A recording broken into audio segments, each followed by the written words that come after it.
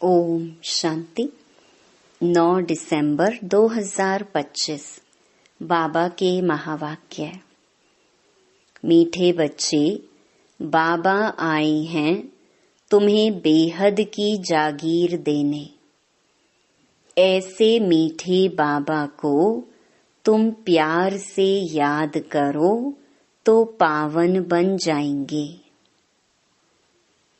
प्रश्न: विनाश का समय जितना नजदीक आता जाएगा उसकी निशानियां क्या होंगी? उत्तर: विनाश का समय नजदीक होगा तो पहला, सबको मालूम पड़ता जाएगा कि हमारा बाबा आया हुआ है। दूसरा, अब नई दुनिया की स्थापना, पुरानी का विनाश होना है। बहुतों को साक्षात्कार भी होंगे। तीसरा, सन्यासियों, राजाओं आदि को ज्ञान मिलेगा।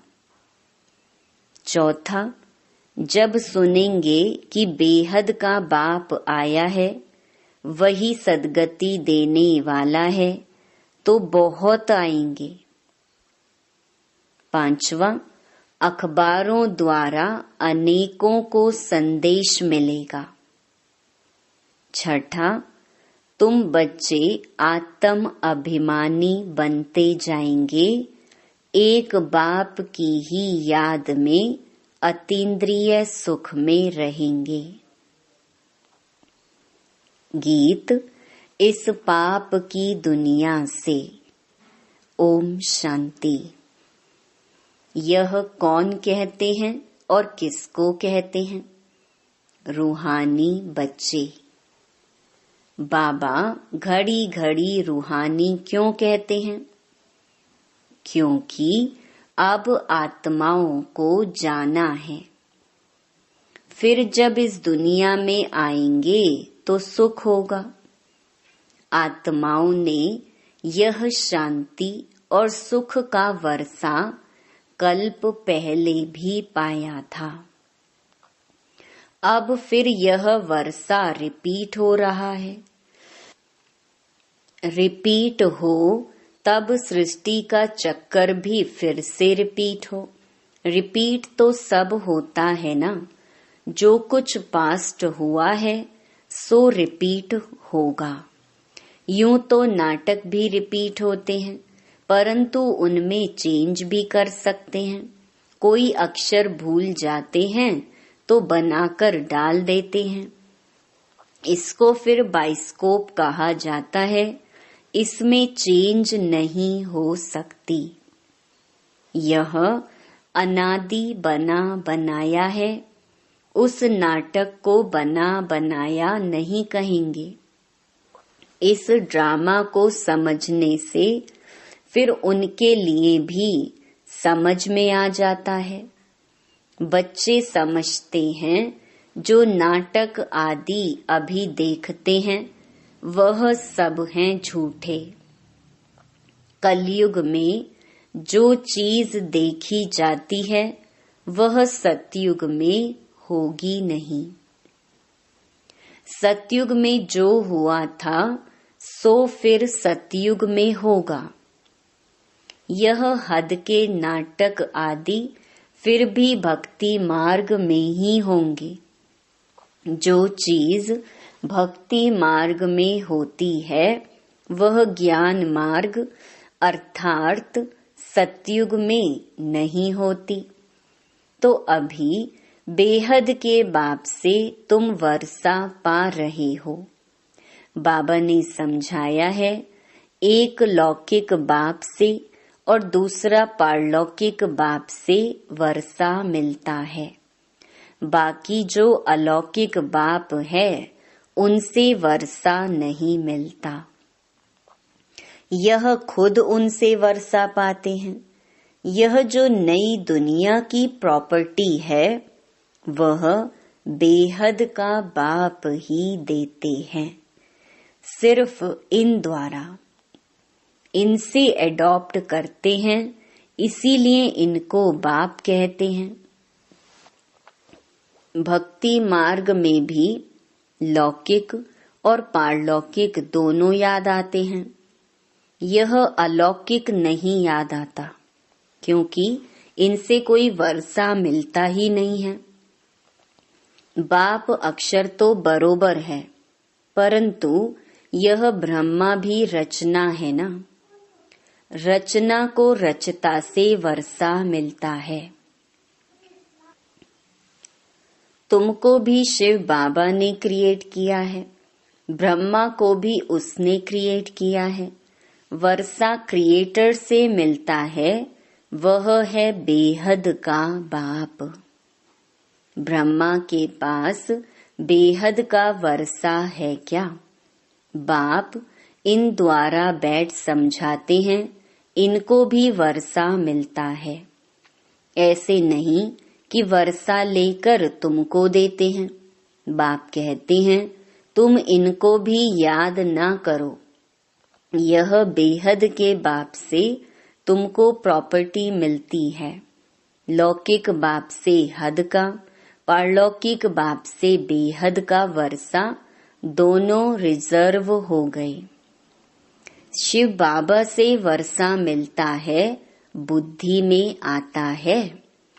बाकी ब्रह्मा बाबा का वर्षा क्या कहेंगे? बुद्धि में जागीर आती है ना। यह बेहद की बादशाही तुमको उनसे मिलती है। वह है बड़ा बाबा। यह तो कहते हैं मुझे याद नहीं करो, मेरी तो कोई प्रॉपर्टी है नहीं जो तुमको मिले। जिससे प्रॉपर्टी मिलनी है उनको याद करो। वही कहते हैं माँ मेकम याद करो। लौकिक बाप की प्रॉपर्टी पर कितना झगड़ा चलता है। यहाँ तो झगड़े की बात नहीं। बाप को याद नहीं करेंगे तो ऑटोमेटिकली बेहद का वर्षा भी नहीं मिलेगा। बाप कहते हैं अपने को आत्मा समझो। इस रथ को भी कहते हैं तुम अपने को आत्मा समझ मुझे याद करो तो विश्व की बादशाही मिलेगी। इसको कहा जाता है याद की यात्रा। देह के सब संबंध छोड़ अपने को अशरीरी आत्मा समझना है। इसमें ही मेहनत है। पढ़ाई के लिए कोई तो मेहनत चाहिए ना।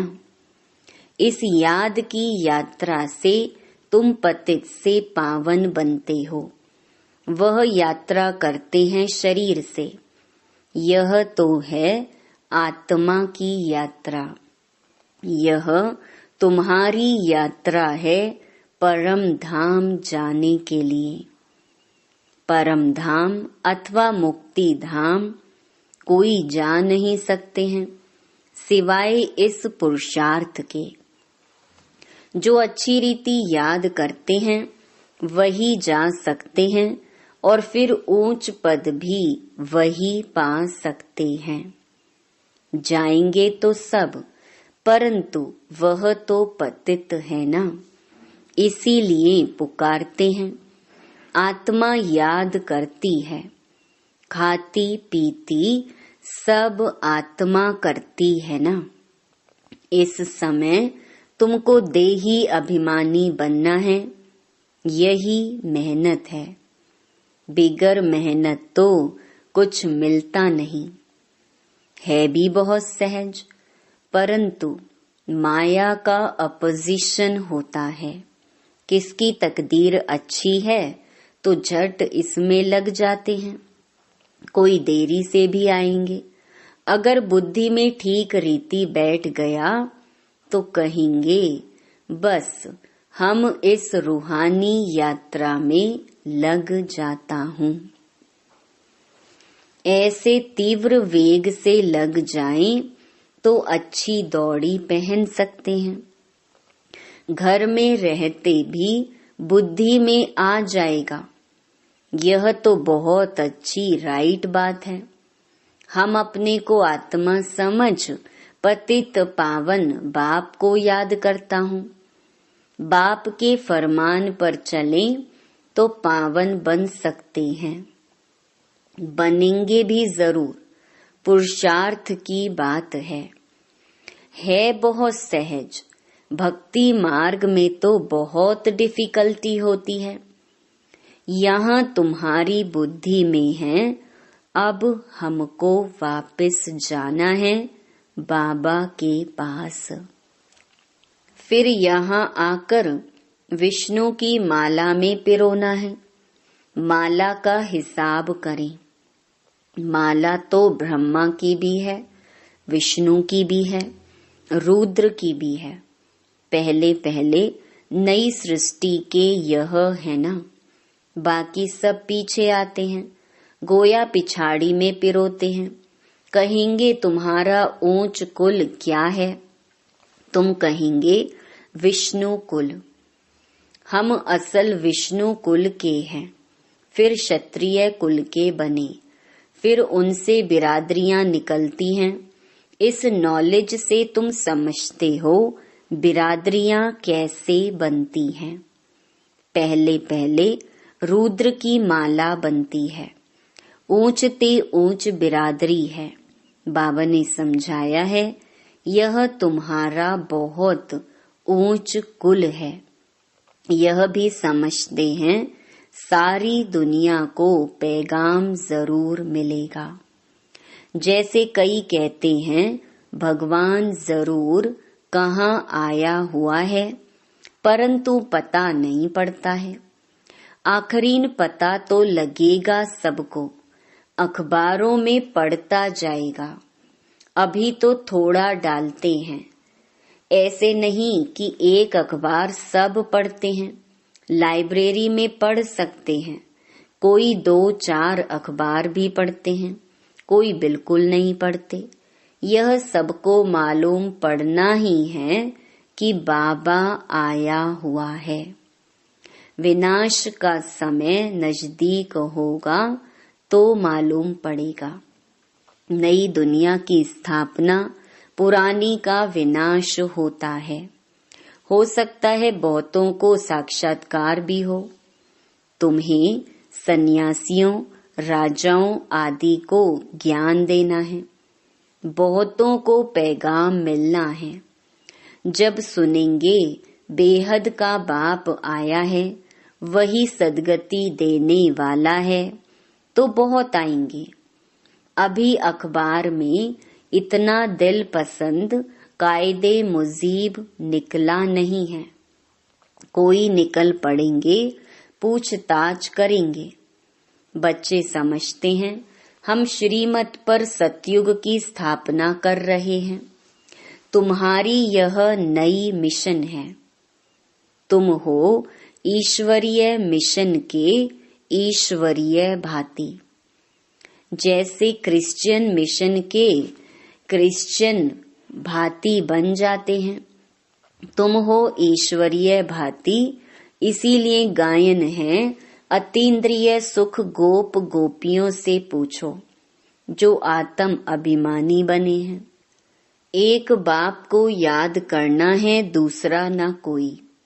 यह राजयोग एक बाप ही सिखलाते हैं। वही गीता का भगवान है। सबको यही बाप का निमंत्रण व पैगाम देना है। बाकी सब बातें हैं ज्ञान श्रृंगार। यह चित्र सब हैं ज्ञान का श्रृंगार, ना कि भक्ति का। यह बाप ने बैठ बनवाए हैं मनुष्यों को समझाने के लिए। यह चित्र आदि तो प्रायलोप हो जाएंगे, बाकी यह ज्ञान आत्मा में रह जाता है। बाप को भी यह ज्ञान है, ड्रामा में नूंद है। तुम अभी भक्ति मार्ग पास कर ज्ञान मार्ग में आए हो। तुम जानते हो हमारी आत्मा में यह पाठ जो चल रहा है, नोंद थी जो फिर से हम राजयोग सीख रहे हैं बाप से। बाप को ही आकर यह नॉलेज देनी थी। आत्मा में नूंद है, वहां जाए पहुंचेंगे, फिर नई दुनिया का पार्ट रिपीट होगा। आत्मा के सारे रिकॉर्ड को इस समय तुम समझ गए हो, शुरू से लेकर, फिर यह सब बंद हो जाएंगे। भक्ति मार्ग का पार्ट भी बंद हो जाएगा। फिर जो तुम्हारी एक्ट सतयुग में चली होगी वही चलेगी। क्या होगा यह बाप नहीं बताते हैं, जो कुछ हुआ होगा वही होगा। समझा जाता है सतयुग है नई दुनिया। जरूर वहां सब कुछ नया, सतो प्रधान और सस्ता होगा। जो कुछ कल्प पहले हुआ था वही होगा। देखते भी हैं इन लक्ष्मी नारायण को कितने सुख हैं। हीरे जवाहरात धन बहुत रहता है। धन है तो सुख भी है। यहाँ तुम भेंट कर सकते हो, वहां नहीं कर सकेंगे। यहाँ की बातें वहां सब भूल जाएंगे। यह है नई बातें जो बाप ही बच्चों को समझाते हैं। आत्माओं को वहां जाना है जहां कारोबार सारी बंद हो जाती है। हिसाब किताब चुकतू होता है, रिकॉर्ड पूरा होता है। एक ही रिकॉर्ड बहुत बड़ा है। कहेंगे फिर आत्मा भी इतनी बड़ी होनी चाहिए, परंतु नहीं। इतनी छोटी आत्मा में 84 जन्मों का पार्ट है। आत्मा भी अविनाशी है। इनको सिर्फ वंडर ही कहेंगे। ऐसे आश्चर्यवत चीज और कोई हो न सके। बाबा के लिए तो कहते हैं सतयुग त्रेता के समय विश्राम में रहते हैं। हम तो ऑलराउंड पार्ट बजाते हैं, सबसे जास्ती हमारा पार्ट है। तो बाप वर्षा भी ऊंच देते हैं। कहते हैं 84 जन्म भी तुम ही लेते हो। हमारा तो पार्ट फिर ऐसा है जो और कोई बजा न सके। वंडरफुल बातें हैं ना। यह भी वंडर है जो आत्माओं को बाप बैठ समझाते हैं। आत्मा मेल फीमेल नहीं है। जब शरीर धारण करती है तो मेल फीमेल कहा जाता है। आत्माएं सब बच्चे हैं तो भाई भाई हो जाती हैं। भाई भाई हैं जरूर वर्षा पाने के लिए। आत्मा बाप का बच्चा है ना, वर्षा लेते हैं बाप से, इसीलिए मेल ही कहेंगे। सब आत्माओं का हक है बाप से वर्षा लेने का। उसके लिए बाप को याद करना है, अपने को आत्मा समझना है। हम सब ब्रदर्स हैं। आत्मा आत्मा ही है, वह कभी बदलती नहीं। बाकी शरीर कभी मेल का कभी फीमेल का लेती है। यह बड़ी अटपटी बातें समझने की हैं और कोई भी सुना न सके। बाप से या तुम बच्चों से ही सुन सकते हैं। बाप तो तुम बच्चों से ही बात करते हैं। आगे तो सबसे मिलते थे, सबसे बात करते थे। अभी करते करते आखरीन तो कोई से बात ही नहीं करेंगे। सन शोज फादर है ना। बच्चों को ही पढ़ाना है। तुम बच्चे ही बहुतों की सर्विस कर ले आते हो। बाबा समझते हैं यह बहुतों को आप समान बनाकर ले आते हैं। यह बड़ा राजा बनेंगे, यह छोटा राजा बनेंगे। तुम रूहानी सेना भी हो जो सबको रावण की जंजीरों से छुड़ाए अपनी मिशन में ले आते हो। जितनी जो सर्विस करते हैं उतना फल मिलता है। जिसने जास्ती भक्ति की है वही जास्ती होशियार हो जाते हैं और वर्षा ले लेते हैं। यह पढ़ाई है। अच्छी रीति पढ़ाई नहीं की तो फेल हो जाएंगे। पढ़ाई बहुत सहज है, समझना और समझाना भी है सहज। डिफिकल्टी की बात नहीं, परंतु राजधानी स्थापन होनी है, उसमें तो सब चाहिए ना। पुरुषार्थ करना है, उसमें हम ऊंच पद पाएं, मृत्यु लोक से ट्रांसफर होकर अमर लोक में जाना है। जितना पढ़ेंगे उतना अमरपुरी में ऊंच पद पाएंगे। बाप को प्यार भी करना होता है, क्योंकि यह है बहुत प्यारे ते प्यारी वस्तु। प्यार का सागर भी है, एक रस प्यार हो ना सके। कोई याद करते हैं, कोई नहीं करते हैं। किसको समझाने का भी नशा रहता है ना। यह बड़ा टेम्पटेशन है। कोई को भी बताना है यह यूनिवर्सिटी है, यह स्पिरिचुअल पढ़ाई है। ऐसे चित्र और कोई स्कूल में नहीं दिखाई जाते। दिन प्रतिदिन और ही चित्र निकलते रहेंगे, जो मनुष्य देखने से ही समझ जाएं। सीढ़ी है बहुत अच्छी, परंतु देवता धर्म का नहीं होगा तो उनको समझ में नहीं आएगा। जो इस कुल का होगा उनको तीर लगेगा। जो हमारे देवता धर्म के पत्ते होंगे वही आएंगे। तुमको फील होगा, यह तो बहुत रुचि से सुन रहे हैं। कोई तो ऐसे ही चले जाएंगे। दिन प्रतिदिन नई नई बातें भी बच्चों को समझाते रहते हैं। सर्विस का बड़ा शौक चाहिए। जो सर्विस पर तत्पर होंगे वही दिल पर चढ़ेंगे और तख्त पर भी चढ़ेंगे। आगे चल तुमको सब साक्षात्कार होते रहेंगे। उस खुशी में तुम रहेंगे। दुनिया में तो हाहाकार बहुत होना है, रक्त की नदियां भी बहनी हैं। बहादुर सर्विस वाले कभी भूख नहीं मरेंगे, परंतु यहाँ तो तुमको वनवास में रहना है। सुख भी वहाँ मिलेगा। कन्या को तो वनवाह में बिठाते हैं ना। ससुर घर जाकर खूब पहनना। तुम भी ससुर घर जाते हो तो वह नशा रहता है, वह है ही सुख धाम। अच्छा, मीठे मीठे सिकिलधे बच्चों प्रति माता पिता बाप दादा का याद प्यार और गुड मॉर्निंग। रूहानी बाप की रूहानी बच्चों को नमस्ते। धारणा के लिए मुख्य सार। पहला, माला में पिरोने के लिए देही अभिमानी बन तीव्र वेग से याद की यात्रा करनी है। बाप के फरमान पर चलकर पावन बनना है।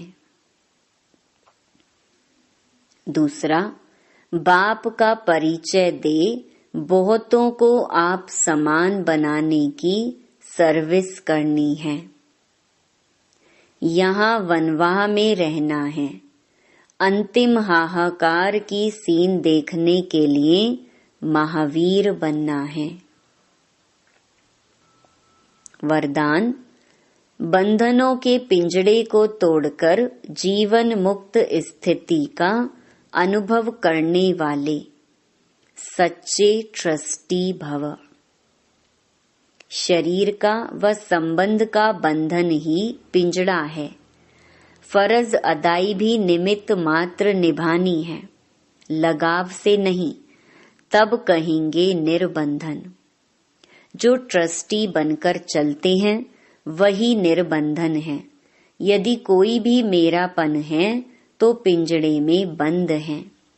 अभी पिंजड़े की मैना से फरिश्ते बन गए, इसीलिए कहाँ जरा भी बंधन ना हो। मन का भी बंधन नहीं। क्या करूं, कैसे करूं, चाहता हूं, होता नहीं, यह भी मन का बंधन है। जब मरजीवा बन गए तो सब प्रकार के बंधन समाप्त। सदा जीवन मुक्त स्थिति का अनुभव होता रहे।